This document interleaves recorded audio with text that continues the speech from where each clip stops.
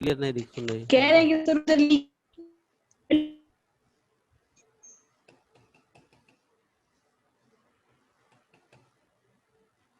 Yes pi by, अब इससे wait for some minute, कुछ थोड़ा वेट करो, आवाज यहाँ यहाँ तक तुम्हारी एकदम पता नहीं चल पा रहा है क्या बोल रही हो। हाँ बोलो,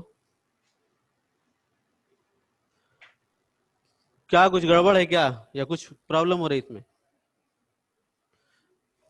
देखो मैंने क्या किया है यस हाँ बोलो बोलो बोलो, पहले बोलो। यस सर, उधर का दिखाई नहीं दे रहा है उस साइड का। ये वाला, हाँ इस साइड का यस सर, और आगे ये उधर जो लिखे हैं हाँ यस सर। तो इतना तो एक मैथमेटिशियन समझ सकता है ना कि क्या लिख रहा हूं मैं। 3 - 1/2, क्या हो गया पास्ट टू, इसमें क्या समझना है? I think you are able to understand these small things.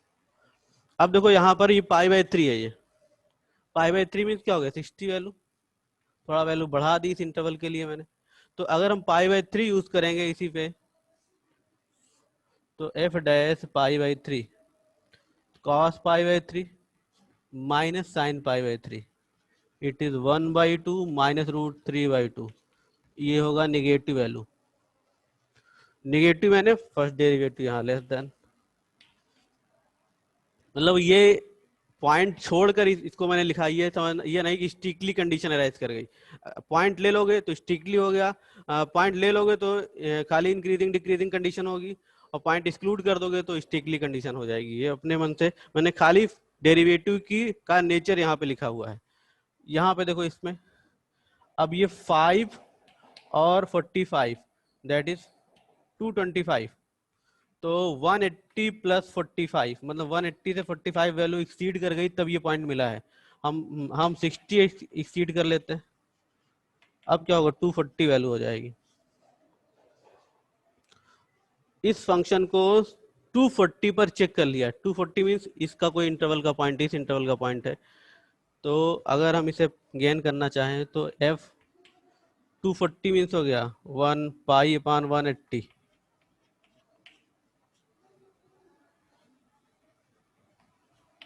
4π/3, तो 4π/3 दिख रहा है यहाँ पे वैल्यू, इस पे रखा, तो cos 4π/3 माइनस साइन 4π/3, इसे लिख सकते हैं cos pi plus π/3 minus sine pi plus π/3। जरा यहाँ लिख रहा हूँ, अब देखो cos, अब ये किस में वैल्यू हो गई, थर्ड क्वाड्रेंट की वैल्यू हो गई, पाई प्लस लिखा हुआ है, तो थर्ड क्वाड्रेंट में cos नेगेटिव होता है, cos π/3, और यहाँ पर भी थर्ड क्वाड्रेंट में साइन, हमारा साइन भी नेगेटिव होता है, निगेटिव निगेटिव पॉजिटिव बन जाएगा।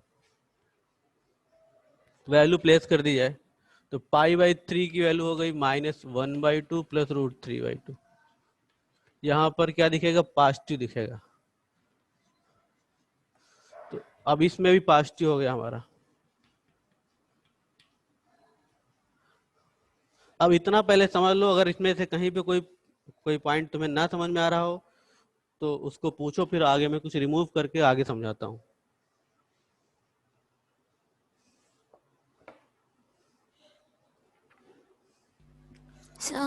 हाँ सर शॉर्टली एक बार एक्सप्लेन कर दीजिए ना, लेट ज्वाइन हुए हैं।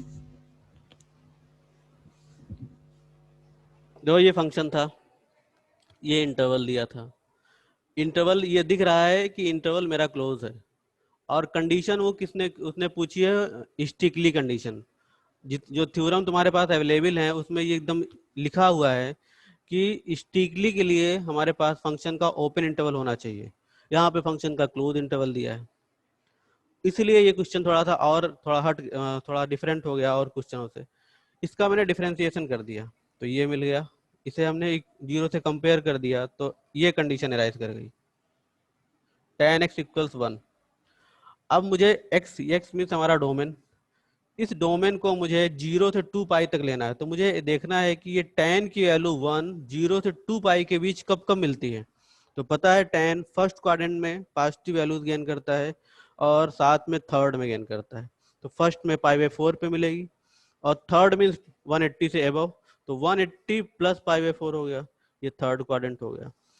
यहाँ से वैल्यू π/4 हो गई, कंपेयर कर लिया, और यहाँ से 5π/4 हो गई।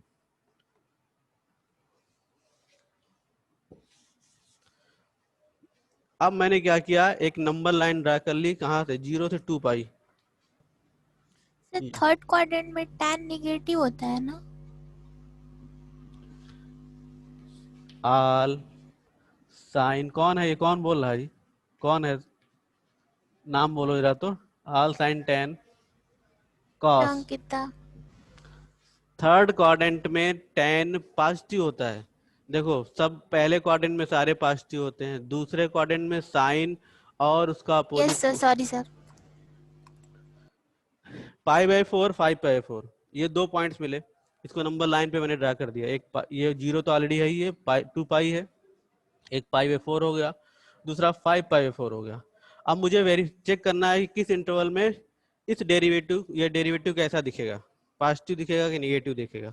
तो फर्स्ट इंटरवल कहाँ से, 0 से 45 तक है, π/4 मीन्स 45 डिग्री, इससे कम वैल्यू मैंने कर ली 30 डिग्री, 30 डिग्री मीन्स π/6, π/6 पे इसको चेक कर लिया, यहाँ पे रख के देख लिया, पॉजिटिव वैल्यू दे रहा है, ये हो गया।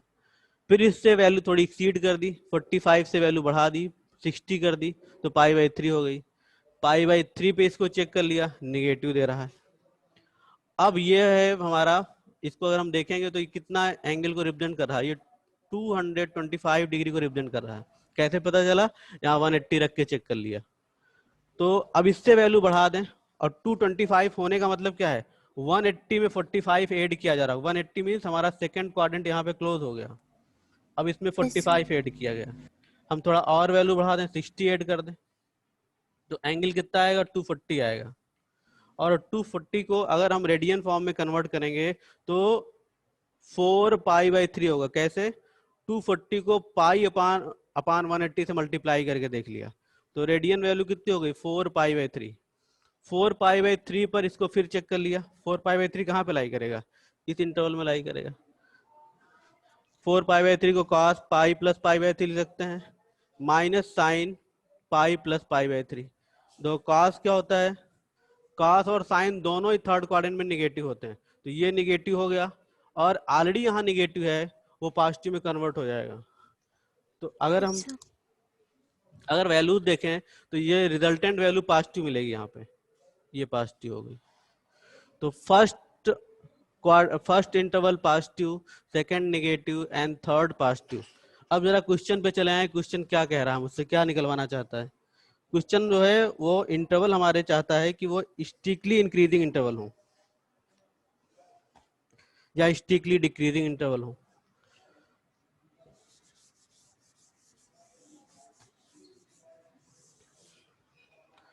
इंटरवल हमारे पास कौन से हैं, 0 to π/4 है, इसको मैं पीछे हटा रहा हूं, चेक करने के लिए यूज किया था मैंने।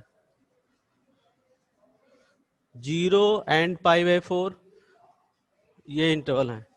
अब देखो अगर हम स्ट्रिक्टली वर्ड यूज करने जा रहे हैं तो मुझे दिख रहा है कि इस इंटरवल में डेरिवेटिव पॉजिटिव है, इस इंटरवल में डेरिवेटिव पॉजिटिव है, और ये दो इंटरवल हमारे क्लोज हैं। तो ये क्लोज होने का मतलब ये पॉइंट हमको हमारे फंक्शन में इन्वॉल्व है। तो अब जब स्ट्रिक्टली लिखोगे तो दिख रहा है कि इसको लेना है मुझे, तो 0 तो लेना है, इसको हम ओपन नहीं कर पाएंगे, दूसरी साइड को ओपन कर सकते हैं। फिर ये वाला पार्ट लेना है, और ये वाला पॉइंट फिर हमारे क्वेश्चन में ही क्लोज है, तो बीच में यूनियन यूज किया, और इसे हम ओपन बना सकते हैं, तो इसको ओपन लिख दिया और 2 पाई को क्लोज कर दिया। ये किसकी कंडीशन हो गई, स्ट्रिक्टली की कंडीशन हो गई, स्ट्रिक्टली इंक्रीजिंग की कंडीशन। इसी तरह से स्ट्रिक्टली डिक्रीजिंग की बात हम करें, वो दोनों ही पॉइंट क्वेश्चन के पॉइंट नहीं है, हमने डेरिवेटिव को 0 बना के उस पॉइंट को निकाला है। इसे हम तो अपने मन, क्वेश्चन में तो इंक्रीजिंग और डिक्रीजिंग दिया हुआ है। मेरे यहाँ जो मेरे पास बुक है उसमें स्ट्रिक्टली दिया हुआ है, तो हम स्ट्रिक्टली की सर बात, हाँ। तो यस ये सर, पूरा स्ट्रिक्टली दिया मैच हो है। जा रहा है, हाँ? सर जो बहुत ज्यादा इंटरवल है मैच हो जा रहा है इसमें, ये मतलब अलग अलग क्वेश्चंस होने के कारण बहुत मैच हो जा रहा है, समझने में भी दिक्कत हो रहा है। तो यार मैं तो सब तो समझा आप रहा हूँ ना, कुछ तुम्हें क्या प्रॉब्लम हो रही है बताओ? स्ट्रिक्टली डिक्रीजिंग, सर, मैं तो हर चीज को बात कर ले रहा हूँ कि स्ट्रिक्टली होगा तो क्या होगा, स्ट्रिक्टली नहीं होगा तो क्या होगा। अब देखो स्ट्रिक्टली डिक्रीजिंग है अगर सपोज, तो ये जो दो बीच वाले पॉइंट है हमारे, ये पॉइंट हमने डेरिवेटिव को जीरो बनाकर अपने हिसाब से जनरेट किए हैं, इनको हम ओपन ही लेंगे।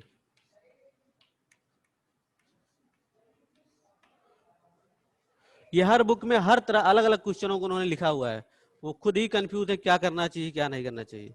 तो अब देखो ये स्ट्रिक्टली कंडीशन हो गई। सपोज हमारा जो क्वेश्चन है, अगर बोल रहा है कोई कि इंक्रीजिंग डिक्रीजिंग लिखा है, मेरी बुक में स्ट्रिक्टली लिखा है, अगर किसी की बुक में इंक्रीजिंग है या फिर डिक्रीजिंग है,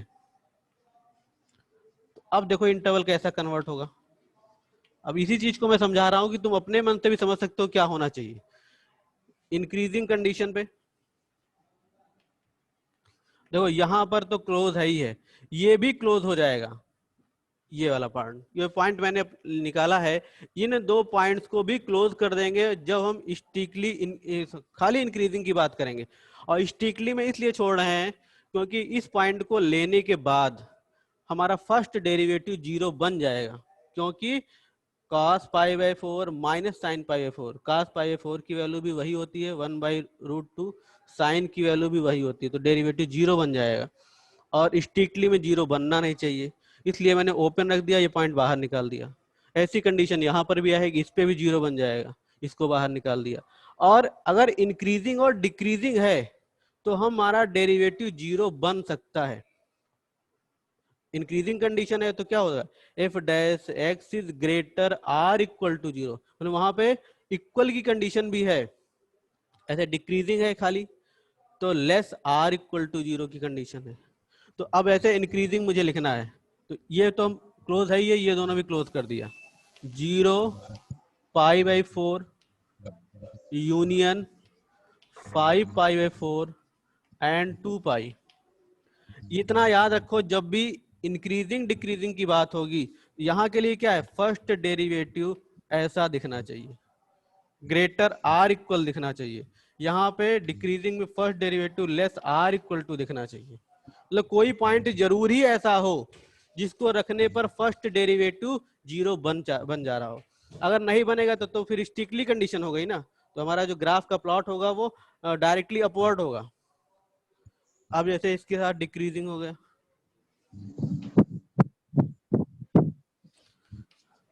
ये पाई बाई 4 इसको भी क्लोज कर दिया, इन दो पॉइंट्स पे जीरो बन जाएगा पर डेरिवेटिव। तो किसी के बुक में अगर क्वेश्चन इस फॉर्म में है, स्टिक इंक्रीजिंग या डिक्रीजिंग के फॉर्म में, तो उसका इंटरवल ऐसा होगा, इंक्रीजिंग के लिए डिक्रीजिंग के लिए ऐसा होगा, स्टिकली के लिए ऐसा, स्टिकली फॉर्म में है तो ऐसा इंटरवल बनेंगे इंक्रीजिंग डिक्रीजिंग के लिए।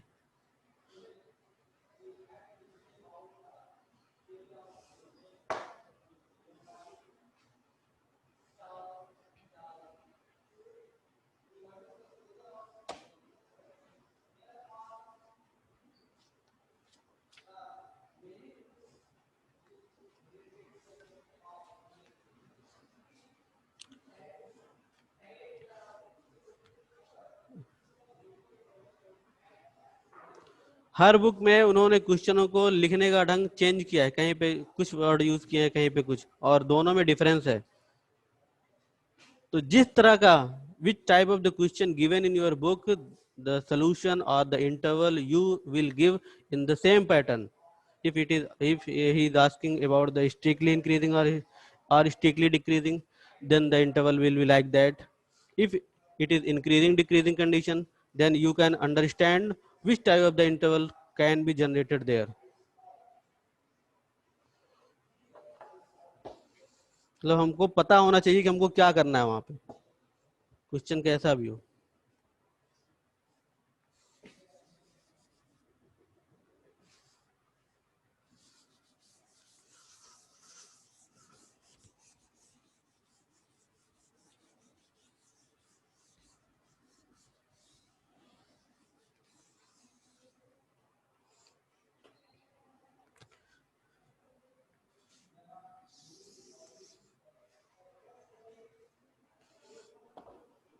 The next topic is maxima minima. It is most important topic.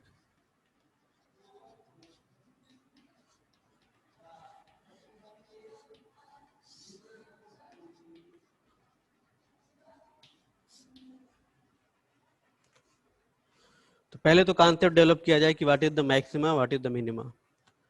मैं एक कर्व कंसीडर कर रहा हूं।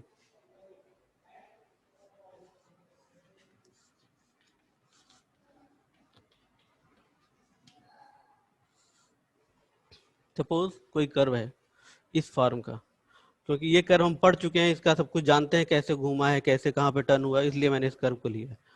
अब देखो इस कर्व को अगर हम ड्रा करते हैं 2 डायमेंशन में तो हमें कुछ ऐसा दिखता है। इसी में मैंने इंक्रीजिंग डिक्रीजिंग चालू किया था, इसीलिए इसको भी चालू किया कि हाँ ये कर्व दिमाग में है कैसा होता है। ये कर्व कुछ ऐसा होता है, अगर हम प्लॉट करके देखेंगे तो ऐसा ही दिखेगा। और ये हमारी वाई एक्सिस है और ये एक्स एक्सिस है, ये ओरिजिन है।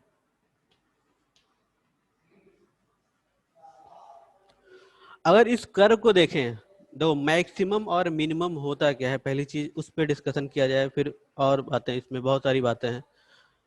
तो देखो मैक्स, जैसे इस कर्व का हम प्लॉट देखें तो ये इस पॉइंट, ये पॉइंट कौन सा, 0 पॉइंट, इस पॉइंट के अगर हम लेफ्ट साइड देख रहे हैं तो ये y की वैल्यू बढ़ती चली जा रही है, और राइट साइड भी देख रहे हैं तो y की वैल्यू बढ़ती चली जा रही है। तो y की fx, y मीन्स fx की वैल्यू, मिनिमम वैल्यू क्या है, 0। इससे नीचे तो जा नहीं रहा ग्राफ। तो अगर हम इस फंक्शन की मिनिमम वैल्यू डिसाइड करना चाहें तो what is the minimum value here, that is the 0। देखो एक एक चीज एकदम दिमाग में बताते जाओ, एकदम मतलब वो दिमाग, वो तुम्हारे मस्तिष्क का पार्ट बन जाए, और जब भी तुम रिवाइज करो तो वो चीजें याद होने लगी, समझ में आने लगी क्या होता है। और मैथ बेसिकली एकदम मेन जान लो कि कॉन्सेप्ट पे डिपेंड होती है। जितना अच्छा अपना कॉन्सेप्ट बिल्ड कर लोगे उतना ही अच्छा तुमको क्वेश्चन सॉल्व होंगे और दिक्कतें कम से कम होंगी। तो अब जैसे इस कर्व को मैं देखूं तो ये कर्व इधर तो इनफाइनाइट बढ़ जाएगा, इधर भी इनफाइनाइट बढ़ जाएगा, लेकिन इसका लीस्ट एक पॉइंट जनरेट हो रहा है, ये मिनिमम पॉइंट हम बोल सकते हैं। मिनिमम पॉइंट क्या है, 0। मिनिमम वैल्यू कहां से मिलेगी, फंक्शन पे रख कर मिलेगी। रख देंगे f0, that will be 0 square, it will be 0। मतलब फंक्शन की मिनिमम, इस पॉइंट पर फंक्शन मिनिमम वैल्यू गेन कर रहा है। If we talk about the maximum value of the function, अगर हम फंक्शन की मैक्सिमम वैल्यू की बात करें तो मैक्सिमम वैल्यू क्या जनरेट होगी, ये फंक्शन ऐसे, ये y की वैल्यू है, ये तो इनफाइनाइट चला जाएगा, इधर भी इनफाइनाइट चले जाएगा। It means we are not going to get any maximum value for this curve. इस कर्व की मैक्सिमम वैल्यू हम नहीं गेन कर पाएंगे, केवल मिनिमम वैल्यू गेन कर पाएंगे। जैसे कोई कर्व सपोज ऐसा है,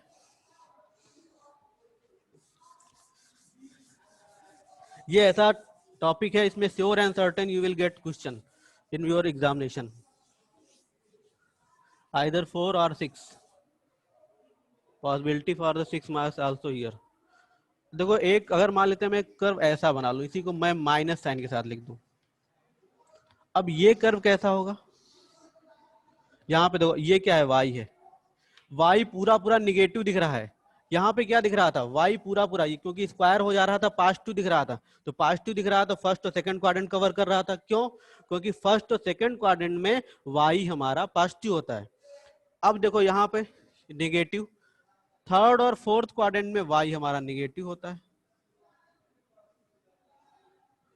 अगर हम इसका ग्राफ बनाना चाहेंगे तो पॉइंट ले लेकर हम इसको ड्रा भी कर सकते हैं, ये ऐसा ग्राफ दिखेगा।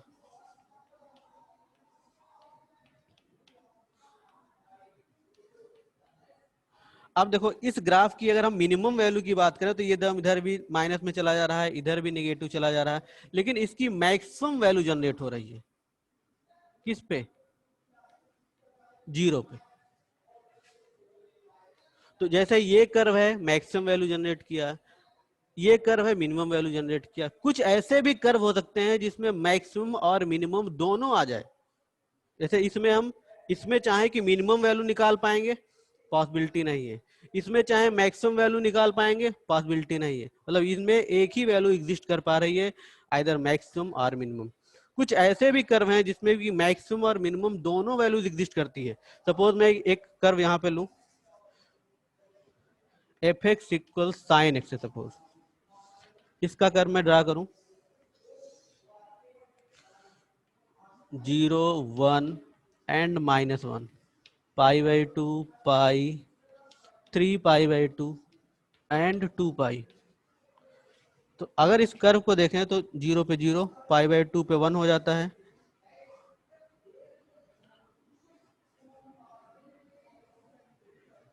पाई पे फिर 0, 3 π/2 पे -1 एंड 2 पाई पे 0।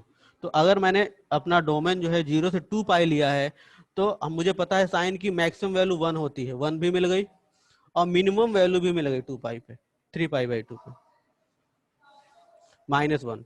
तो इस कर्व ने मैक्सिमम और मिनिमम दोनों वैल्यूज गेन कर ली। तो पहली चीज है कि मैक्सिमम मिनिमम होता क्या है, ये समझ में आ गया होगा अच्छी तरीके से मुझे लगता है कि कोई भी कर्व है, उसका अगर कर्व ड्रा करने के बाद उसका पीक पॉइंट मिल रहा है तो वो मैक्सिमम हो गया, लीस्ट पॉइंट जनरेट कर रहा है मिनिमम हो गया। अगर दोनों तरह के कर्व उसमें पॉइंट्स आ जा रहे हैं, मैक्सिमम पॉइंट भी और मिनिमम पॉइंट भी, तो उसमें मैक्सिमम मिनिमम दोनों हो गया। अब बात आती है कि मैक्सिमम मिनिमम होता कितने तरीके का है। मैक्सिमम मिनिमा दो तरीके के होते हैं, एक बोला जाता है लोकल मैक्सिमा लोकल मिनिमा, और दूसरा होता है एब्सोल्यूट मैक्सिमा एब्सोल्यूट मिनिमा।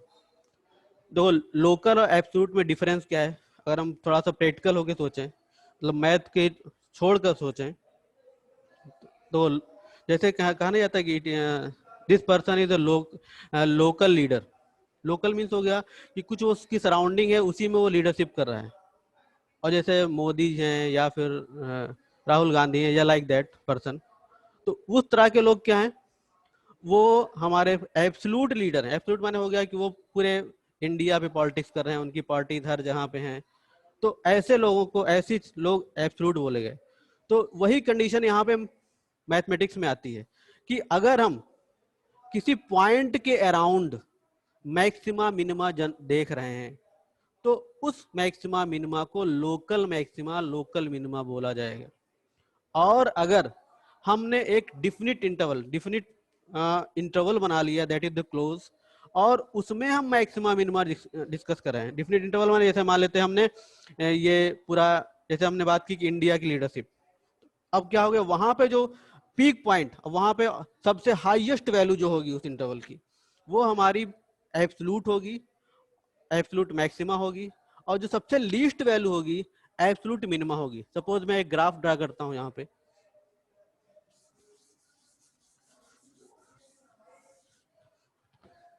जैसे मान लेते हैं एक ग्राफ है ऐसा, कुछ ऐसा है। तो अगर मैं खाली सपोज यहाँ पे मैं पॉइंट पे डिस्कस करूं, अब ये पॉइंट किस तरह से बिहेव कर रहा है, इस पॉइंट के अराउंड कंडीशन कैसे जनरेट हो रही है, तो इसके बारे में जो डिस्कशन होगा वो लोकल देगा, आइदर लोकल मैक्सिमा और लोकल मिनिमा। जैसे मैं यहाँ के पॉइंट की बात करूं तो ये भी लोकल मैक्सिमा लोकल मिनिमा देगा। लेकिन मैं सपोज मैं कोई इंटरवल डिफाइन कर लूं कि मैं यहां से यहां तक बात करने वाला हूं, और इसमें जो भी सबसे पीक वैल्यू होगी, सबसे पीक माने अब यहाँ अब इसकी बात, ये सबसे पीक नहीं है, सबसे पीक ये है, तो ये हमारा अगर इंटरवल डिसाइड कर लिया कंफर्म, और वो क्लोज है यहाँ से यहाँ तक का पॉइंट, और उसके बाद कोई सबसे हाईएस्ट वैल्यू जनरेट होती है, तो वो एब्सोल्यूट बोली जाएगी। और खाली इसके अराउंड हम देख रहे हैं तब भी दिखेगा कि मैक्सिमम वैल्यू है, इसके अराउंड देखेगा तो मिनिमम है। अब जैसे ये पॉइंट है और नीचे चला गया, मुझे एब्सोल्यूट मिनिमा निकालना हो यहाँ इस इंटरवल से, इस पॉइंट से इस पॉइंट तक, तो क्या होगा, ये हो जाएगा एब्सोल्यूट मिनिमा, और खाली देखना होगा तब ये भी होगा मिनिमम। तो what is the absolute maxima absolute minima? If we discuss any function in a close interval, then the highest value is known as the absolute maximum or global maximum, absolute maxima or absolute minima। अगर किसी close interval में कोई function discuss किया जाता है तो जो उसका पीक पॉइंट होता है, ये जो हाईएस्ट वैल्यू होती है, that is known as the absolute maxima, और उसकी जो लीस्ट वैल्यू होती है एब्सोल्यूट मिनिमा। अगर किसी पॉइंट के अराउंड ही खाली डिस्कशन करें, जैसे मैंने इस पे डिस्कस कर लिया, तो जो कंडीशन जनरेट होती है वो लोकल को रिप्रेजेंट करती है। अब इसमें कोई इफ बट हो तो पूछो। अब देखो बात ये आती है कि इस मैक्सिमा मिनिमा को निकाला कैसे जाता है। जरा अपने स्पीकर प्लीज ऑफ रखो, जिसको पूछना हो वही ऑन करेगा। देखो मैक्सिमा मिनिमा निकालने की, यस यस यस यस, आवाज नहीं क्लियर है।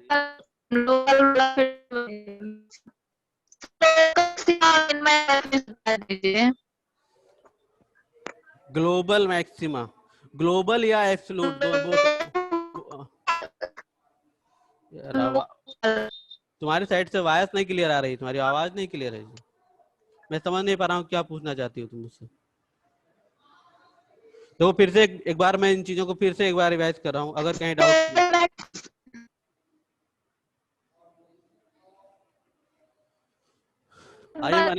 आई एम, हाँ फिर से, अनामिका मैसेज कर दो हम लोग को, हम लोग बोल दे रहे हैं सबको। हाँ हाँ हाँ, ये यू खुशबू बोलो, क्या बोल रही हो खुशबू? अनामिका को बोल रही हूँ कि उसका आवाज नहीं आ रहा क्लियर, तो वो हम लोग को मैसेज कर दे, हम लोग आपको बोल दे रहे हैं फिर क्या वो बोलना चाहती है। हम लोग की वॉइस तो क्लियर है ना? हाँ सर लोकल मैक्सिमा पूछ रही है। हाँ वही मैं लोकल, लोकल और एब्सोल्यूट का मैंने डिफरेंस बताया। लोकल मीन्स हो गया कि किसी पॉइंट, मतलब किसी, मतलब कोई पॉइंट ले लिया, उसके अराउंड मैंने डिस्कस कर लिया कि वो पॉइंट कैसा बिहेव कर रहा है, वो पीक पॉइंट है उस थोड़े से इंटरवल के लिए। मतलब एक पॉइंट है हमारे पास, उसके अराउंड मैंने एक छोटा इंटरवल डिस्कस बना लिया और उस पर देख लिया कि उसकी कंडीशन क्या है, वो हाईएस्ट वैल्यू है कि लीस्ट वैल्यू है। तो उस कंडीशन में लोकल वर्ड लोकल मैक्सिमा या लोकल मिनिमा होगा। और सपोज मैंने कोई एक क्लोज इंटरवल, एक इंटरवल डिस्कस बना लिया और उसकी हाईएस्ट या लोएस्ट वैल्यू डिस्कस करें, मतलब उसमें बहुत सारे मैक्सिमा मिनिमा हो सकते हैं। जो सबसे हाईएस्ट वैल्यू होगी वो हमारी एब्सोल्यूट मैक्सिमा होगी, जो सबसे लोएस्ट वैल्यू होगी वो हमारी एब्सोल्यूट मिनिमा होगी। When we are going to discuss in a close interval, then the values highest value is known as the absolute maxima, least value is known as the absolute minimum. When we are discussing around the point, we are going to take a small interval around the point, then the behavior of the point represent local maxima and local minima. अब बात देखो ये है, जैसे मान लेते हैं ये कर्व है, मैं बात कर रहा था कि कैसे इसको हम बताएंगे। तो हमारे पास 3 मेथड्स हैं। एक है कि फंक्शन देख कर के भी बताया जा सकता है, कभी कभार, सब में नहीं हो सकता है, बाय फंक्शन। दूसरा है फर्स्ट डेरिवेटिव मेथड,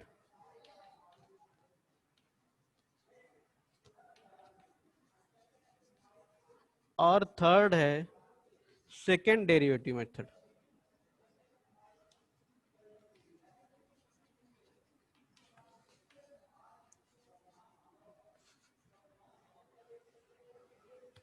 तो देखो बाई फंक्शन कब होता है, जैसे मान लेते हैं कोई ऐसा फंक्शन है जिसको कि हम डिफरेंशिएट ही नहीं कर सकते। ये क्या है, ये और ये डिफरेंशिएशन बेस्ड मेथड है। जैसे सपोज मुझे कोई मॉडुलस फंक्शन मिल जाए, मॉडुलस का पता है, मॉडुलस को डिफरेंशिएट नहीं कर सकते हैं, वो डिफरेंशिएबल फंक्शन नहीं होता है। तो उस कंडीशन में हम फंक्शन से बताएंगे। और फंक्शन में एक दिक्कत होती है, यहाँ पे पॉइंट नहीं जनरेट होता।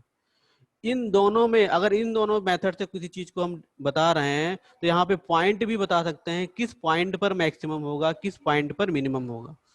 इस पर हम पॉइंट का डिस्कशन नहीं कर पाएंगे, केवल फंक्शन की लीस्ट वैल्यू बता सकते हैं। In not in all cases but in some cases, किसी कुछ कंडीशन में हम बता सकते हैं। हो सकता है कहीं ऐसा हो कि जहाँ फंक्शन की कंडीशन से ना बताया जा सकता हो, यहाँ पे जरूरत हो फर्स्ट डेरिवेटिव सेकंड डेरिवेटिव की। जैसे मान लेते हैं सपोज मैं एक ही यही फंक्शन ले लूं, इसको मैं तीनों मेथड से डिस्कस कर सकता हूं। कुछ होंगे कि जो सबसे सॉल्व हो जाएंगे, कुछ होंगे कि कुछ पर्टिकुलर मेथड से ही इससे सॉल्व होंगे, कुछ होंगे कि इससे सॉल्व होंगे, कुछ ऐसे भी होंगे जो यहाँ जिस पे ये जाके फेल हो जाएगा। जो वर्ड प्रॉब्लम होती है वो इनसे सॉल्व की जाती है। और कभी कभार ऐसा होता है कि जैसे ये और ये दोनों लग सकते हो, लेकिन कभी ऐसा होगा कि ये कुछ कहीं पर जाके फेल कर जाता हूँ, मैं सब लिखवा दूंगा, ये फेल कर जाएगा, तब इस खाली इससे सॉल्व करोगे। तो जैसे मैं इस फंक्शन की बात करूं, केवल इसकी, अब इसको तीनों पे मैं डिस्कस करना चाहता हूं जैसे। तो अब ये फंक्शन हमारा f x equals x square, मुझे क्या बताना है, इसकी मैक्सिमम या minimum value if it is existing there, we have to tell about that. अगर एग्जिस्ट कर रही है तो मुझे बतानी है। तो ये फंक्शन है। अब यहाँ पे बता दिया गया कि एक्स हमारा रियल नंबर पे लाई कर रहा है। ऐसी कंडीशन में एक्स स्क्वायर, मुझे पता है कोई फंक्शन का अगर स्क्वायर कर दिया जाए और ये पता है कि कहाँ से एक्स लिया जा रहा है, दैट इज द रियल, तो इसकी लीस्ट वैल्यू के बारे में हम एकदम जानकारी रख सकते हैं, क्योंकि स्क्वायर करने के बाद वो पॉजिटिव होगी। पॉजिटिव की सबसे छोटी वैल्यू क्या होती है, जीरो। मतलब जीरो यहाँ पे लोगे तो सबसे छोटी वैल्यू जनरेट कर सकती है, और जीरो से बड़ा कोई